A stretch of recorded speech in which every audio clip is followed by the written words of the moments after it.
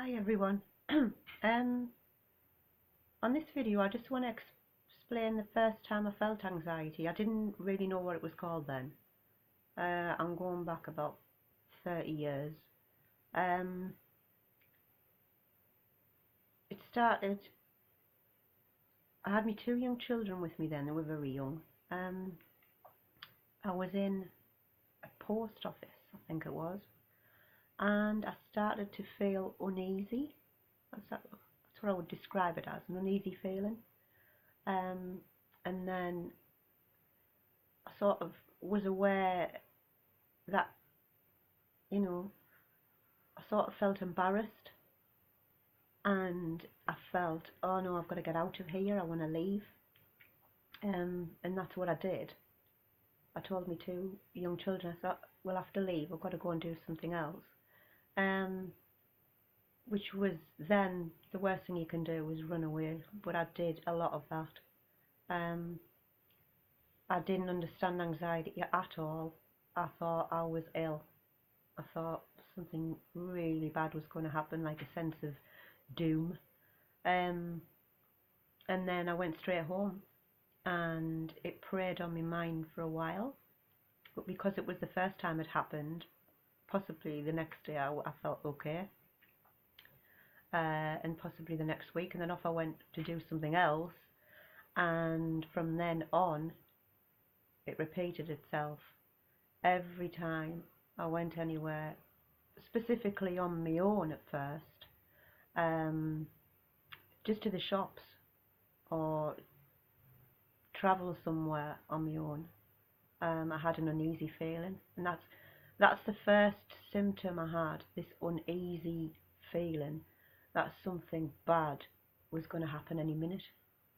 And then that's what sets off what if something bad happens and I'm away from home, I'm on my own, or I've got my two children and nobody can help me, and how will I feel? I'll be embarrassed. Will I faint? And that was the start of it, basically. Horrible, horrible feeling. And those who have suffered with anxiety will know that. Because it builds and builds and builds. I mean, at that time I wasn't having panic attacks as such. That came later, because with my anxiety it seemed to start with uneasy feelings and then progress. But if I knew then what I know now, I would never have left the post office. I would have stayed there and let the uneasy feeling peak, because it always peaks to where you feel like your anxiety is 10 out of 10, and then it comes back down again slowly. But I mean slowly, because once you've had this anxiety feeling or close to panic, it sort of floods round in your body for ages afterwards. So until you actually sit back and think about it, the thoughts I had at the beginning of that set off 30 years plus of anxiety, to be honest. Anyway, that was more or less my first experience, and I've had loads since then. Panic attacks came after that, and they got stronger and stronger and stronger. And at first I didn't go and seek help from anyone, and I hated to be in the house on my own, especially on a night. I used to make excuses, like I even,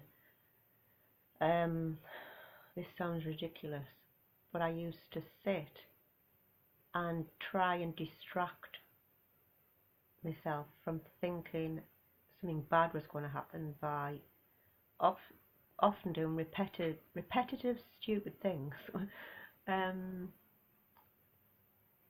Sitting picking bits up off the carpet, which sound absolutely foolish, or stupid to people. That distracted me, so I'd be down there on my knees for hours picking up little bits, putting them on a dustpan and brush, and then that would pass a couple of hours,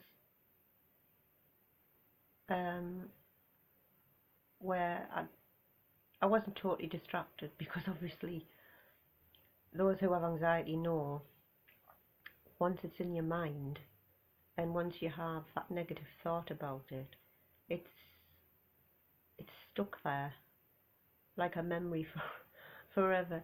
And you try hard to distract yourself or not think about it, but the more you try not to think about something, as you know, the more you're going to think about it. And I used to do things all wrong then. I'm not saying I do them perfect now, but I have learnt ways to understand what I'm feeling and to actually, I feel anxiety, but I can, what can I say? I can stop the panic from taking over from it. I've learned so much on the way since the first anxiety attack. I've got lots and lots to say about this, so I don't want to like shove it all in one video. Or that, I've got lots of things to say about this. So hopefully you've listened. It's not all doom and gloom though. I want to say that to people with anxiety. Please don't think it's all doom and gloom, because you have good days and bad days, and